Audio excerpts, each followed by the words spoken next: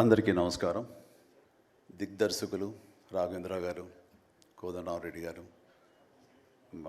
Gopal, young directors like Bobby, Vasishta, like నా నిర్మాతలు అల్లు అరవింద్ గారు, అశ్విని దత్ గారు, కెఎస్ రామారావు, శ్యామ్ ప్రసాద్ రెడ్డి, జెమినీ కిరణ్, తమ్మారెడ్డి భరద్వాజ్ గారు, అలా యంగ్ ప్రొడ్యూసర్ విక్కీ అండ్ పాత్రికేయ మిత్రులకు, అలాగే నా బ్లడ్ బ్రదర్స్, బ్లడ్ సిస్టర్స్, నా హృదయపూర్వక నమస్కారం.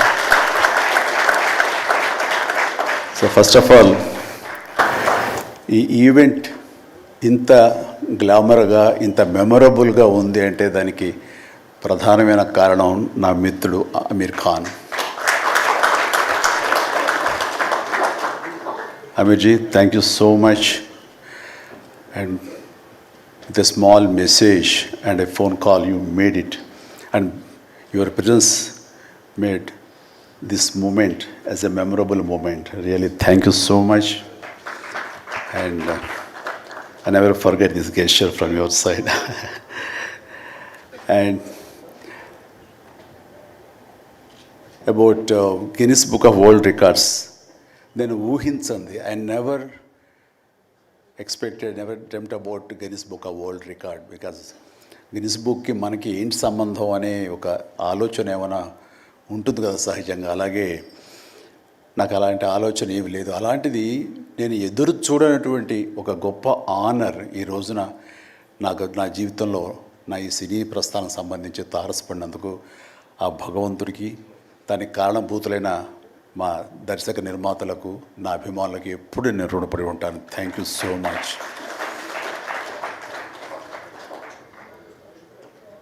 నాకు డ్యాన్సెస్ మీద, బహుశా నటన కంటే కూడా ముందు నుంచి కూడా డ్యాన్సెస్ మీద నాకున్నటువంటి ఇంట్రెస్ట్ ఈ రోజున ఈ అవార్డు వచ్చేలా చేసిందా అని నాకు అనిపిస్తుంటుంది. ఎందుకంటే ముందు నటనకి శ్రీకారం చుట్టే కంటే, ఓనమాలు దిద్దుకునే దానికంటే నేను ఫస్ట్ డ్యాన్స్కి నేను ఓనమాలు దిద్దానేమో అనిపిస్తుంటుంది. నా చిన్నప్పుడు మా చుట్టూ ఉండే వాళ్ళని ఎంటర్టైన్ చేయడం కోసంగా ఈవినింగ్ అయ్యేసరికి అప్పట్లో ఉండే వివిధ భారతి కానీ, లేకపోతే శ్రీలంక సిలోన్, రేడియో సిలోన్ కానీ, వీటిల్లో వచ్చే కొన్ని తెలుగు పాటలకి అదే మాకు source of inspiration. I mean recording songs అవి రావడానికి. అప్పుడు గ్రామ్ ఫోన్లు కానీ, టేప్ రికార్డులు కానీ ఇవన్నీ కూడా ఉండే పరిస్థితి కాదు ఆర్థికంగా. అలాంటి వారానికి ఒకసారి రేడియోలో ఎప్పుడు పాటలు వస్తాయా అని అందరూ ఎదురు చూసేవాళ్ళు. రాగానే శంకర్బాబుని పిలవండి, డ్యాన్స్ వేస్తాడు, మనల్ని అలరిస్తాడు అని వాళ్ళందరూ ఉత్సాహంగా ఉంటే, వాళ్ళ ఉత్సాహానికి నేను మరింత ప్రోత్సాహంగా తీసుకుని దాన్ని డ్యాన్స్లు వేస్తుండేవాడిని. అట్లాగా అవి డ్యాన్సులు అంటారా, బాడీ కదలిక అంటారా ఏమో తెలియదు, ఒక ఎనర్జీగా అవి ప్రజెంట్ చేయటం అనేది ఒక్కడే తెలుసు నాకు. 7th class, 6th class, 8th class ఆ ప్రాంతంలో. ఆ తర్వాత ఎన్సీసీలో చేరిన తర్వాత ఈవినింగ్ క్యాంప్ ఫైర్ టైంలో అందరూ ఎర్లీగా భోజనాలు కానిచ్చిన తర్వాత తిన్న 70 ప్లేట్లు మన అల్యూమినియం ప్లేట్స్, వాటిని తిరగేసి దరువులుగా, డప్పులుగా వాయించుకుంటూ అప్పుడు కూడా డ్యాన్స్ వేస్తూ అందరిని ఎంటర్టైన్ చేస్తూ ఉండేవాడు. ఆ రకంగా డ్యాన్స్ అనేది నాకు ఇష్టమైనటువంటి ఒక నా అంతర్భాగం అయిపోయింది. అలాగా డ్యాన్స్ నేను వేరుగా ఎప్పుడు చూడను, ఎప్పుడు హుషారు అసలు అందుకంటే ముందు లేచిపోయి డ్యాన్సెస్ వేయటం అనేది, మ్యూజిక్ అనుగుణంగా బాడీని మార్చుకోవడం జరిగింది. అంటే ఫస్ట్ పిక్చరు నేను వెళ్ళినప్పుడు అక్కడ సరదాగా నా రూమ్లో నేను డ్యాన్స్ వేస్తుంటే నా కో స్టార్స్ ఆర్టిస్ట్ వాడు చిరంజీవి డ్యాన్స్ వేస్తాడు అని అంటే, అవునా అని వాళ్ళందరూ చేయాలంటే అందులో సావిత్రి గారు ఉండేవారు, రోజారామణి, కవిత, ఇలాంటి యాక్టర్లు అందరూ ఉండేవాళ్ళు, నరసింహరాజు, ఇలాంటి వాళ్ళందరూ ఉన్నప్పుడు వర్షం పడుతుంది. ఒక పంచలో డ్యాన్స్ వేయాల్సి వచ్చింది. అది ఈస్ట్ గోదావరి రాజమండ్రి దగ్గర ఒక పల్లెటూళ్ళలో. ఆ పంచలో జల్లు పడుతూ కూడా మొత్తం తడితడిగా ఉండింది. అయినా సరే డ్యాన్స్ అడగడం పాపం ఎవరైనా సరే వెంటనే ఎలాంటి ఇన్హిబిషన్ లేకుండా చేయటం అనేది నాకు అలవాటు. అలాగే టేప్ రికార్డ్ డ్రాయింగ్ చేసి అప్పట్లో డ్యాన్స్ చేస్తున్నాను. మధ్యలో కాల్ జారి కింద పడిపోయాను. పడితే అది కింద పడిన తర్వాత ఆపకుండా వాళ్ళందరూ అయ్యో అన్నారు. అయినా సరే దాన్ని నాగిని డ్యాన్స్గా మార్చేసుకొని చేస్తే ఎక్కడ లేని అప్పలాస్ వచ్చేస్తుంది. సో అక్కడ చూసేటంటే ఒక కో డైరెక్టరు రాఘవేంద్రరావు గారు, మన క్రాంతి కుమార్ గారికి చెప్పడం, ప్రాణం ఖరీదులు వాళ్ళు బుక్ చేసినప్పుడు ఈ అబ్బాయి భలే డ్యాన్స్ వేస్తాడు, భలే ఉంటాయి డ్యాన్స్ అని అవునంటూ నా క్యారెక్టర్కి అంతకుముందు ఎప్పుడూ ఒక డ్యాన్స్ అనేది ఊహించుకోలేదు, సాంగ్ డ్యూయట్ సాంగ్ అని ఊహించుకునే వాళ్ళు ఒక ఎందుకు పెట్టకూడదు సాంగ్ అని చెప్పి నాకు ఆ సాంగ్ సిచ్యువేషన్ క్రియేట్ చేసి ఏలియల్లో ఎందాక అనే ఒక సాంగ్ అండ్ ఆ సాంగ్ నేను వేస్తే దాన్ని స్టెప్స్ అది వేసుకుని ఫస్ట్ టైం ఒక యాక్టర్గా నేను స్క్రీన్ మీద డ్యాన్స్ చేస్తూ కనిపించింది. అది దానికంటే ముందు మన ప్రాణం ఖరీదు పునాది రాళ్ళలో కూడా అలాగే ఫ్రెండ్స్ మధ్య డ్యాన్స్ వేస్తూ నేనే సెంటర్ ఆఫ్ అట్రాక్షన్గా ఉంటూ చేశాను. అలాగా నా డ్యాన్స్ స్కిల్ అన్నది ఎక్స్ట్రాగా నాకు ఒక బెనిఫిట్ అయ్యింది, నాకు ఎక్స్ట్రాగా అది ఉపయోగపడింది. తర్వాత అరవింద్ గారికి, జయకృష్ణ ఇలాంటి వాళ్ళందరికీ కూడా తెలుసు. అండ్ లింగమూర్తి గారు ఉండేవారు, ఆయన డిస్ట్రిబ్యూషన్కి చీఫ్. అప్పట్లో ఆయన రాగానే ఆయన ఏ ప్రొడ్యూసర్స్ని పిలుస్తారు, ఎవరి కథ ఓకే అంటారు, ఎవరికి డబ్బులు శాంక్షన్ చేస్తారని డిస్ట్రిబ్యూటర్స్ మీద ఆధారపడే రోజులు నిర్మాతలు. అలాంటి సమయంలో వేరు నాకంటే సీనియర్ హీరోస్, పెద్ద హీరోస్ ఎవరితోటో కథలు అనుకుంటుండగా చిరంజీవి అని అతను కొత్తగా వస్తాడుగా, అతనితో పెట్టి చేస్తే మీకు ఇంత డబ్బుగా ఇస్తాను, లేదంటే మామూలు అయితే కనుక దాన్ని లిమిటెడ్గా ఇంతే ఇస్తాను అనేసరికి డబ్బు ఎక్కువ ఇస్తానంటున్నారు అంటూ ఆయన లింగమూర్తి గారు నన్ను రికమెండ్ చేసేసరికి నా వైపే అందరూ కలిసి ఇతనే పెట్టుకుందాం అనేవాళ్ళు.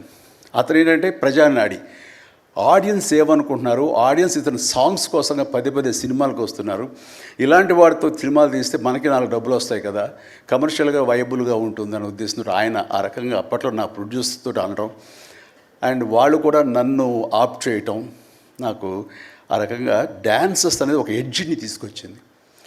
ఆ తర్వాత నా నిర్మాతలు కానీ, నా ప్రొడ్యూసర్స్ కానీ, నా మ్యూజిక్ డైరెక్టర్స్ కానీ, నా కోరియోగ్రాఫర్స్ కానీ వీళ్ళు నా సాంగ్స్ అనేసరికి ప్రత్యేకమైన శ్రద్ధ పెట్టేవాళ్ళు. అంటే మ్యూజిక్ పరంగా కానీ, బీజిఎమ్స్ పరంగా కానీ సాంగ్స్ అనేవి ఖచ్చితంగా ఉండాలని.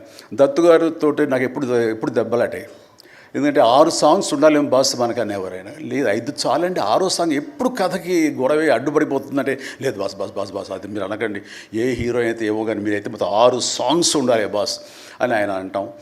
సో 6వ సాంగ్ని ఏదో రకంగా ఒప్పించడం. అలాగే అల్లు అరవింద్ గారు లాస్ట్కి వచ్చేసరికి అత్తగేముడు అమ్మాయికి 3 సాంగే సిచ్యువేషన్ లేదు అక్కడ. అలాంటి చోట ఒక డబ్బు మీద ఒక సాంగ్ను ఆయన క్రియేట్ చేసుకుని ఆ డైరెక్టర్ గారితో కోదండరామరెడ్డి గారు వీళ్ళందరూ కలిపి అనుకుని అత్తగేముడు అమ్మాయికి మొగుల్లో ఒక సాంగ్ను బలవంతంగా పెట్టాడు అక్కడ. ఆ టైంకి అది బలవంతంగానే ఉంటుంది, కథ డిస్టర్బెన్స్ ఉంటుంది, కానీ సాంగ్స్ ఒక ఎడ్జి తీసుకుంటాయి. సాంగ్స్కి స్పెషల్ ఆడియన్స్ ఉన్నారు. ఆ ఆడియన్స్ సాంగ్స్ మళ్ళీ రిపీట్ చేసేవాళ్ళు. అప్పట్లో ప్రొజెక్టర్ ఆఫ్ చేసి మళ్ళీ రీప్లే చేసేవాళ్ళు. ఆ రకంగా సాంగ్స్ యొక్క ప్రత్యేకత నా జీవితంలో, నా సినీ కెరీర్లో, నా యొక్క విజయ పరంపరలో అది ఒక అంతర్భాగం అయిపోయింది. ఆ రకంగా సాంగ్స్ అనేది ఏదో సరదాగా హాబీగా చిన్నప్పుడు మొదలుపెట్టింది. అది ఈ రోజు వరకు నాకు విపరీతమైన ఫ్యాన్స్ని తీసుకొచ్చి డ్యాన్సెస్ అంటే చిరంజీవి చేయాలి అన్నంత పేరు తీసుకొచ్చి నాకు ఈ రోజు ఇదిగో ఈ Guinness book of world records నాకు తీసుకొచ్చేలాగా చేసింది. సో ఇది నిజంగా అనూహ్యమైంది. ఏదో నటనకు వస్తుంది అన్నారు, వస్తుంది. అలాగే పర్సనాలిటీకి, మన సీనియారిటీకి అవార్డ్స్ వస్తాయి అనుకున్నా వస్తున్నాయి, అన్నీ అవుతున్నాయి.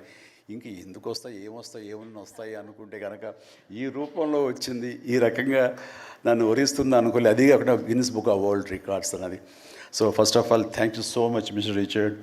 You have come all the way to give me this honour in the name of prolific dancer, actor of Indian screen. Thank you so much. Thank you. And then ఇంతకు మించి నేను ఎక్కువ ఏవి చెప్పలేను.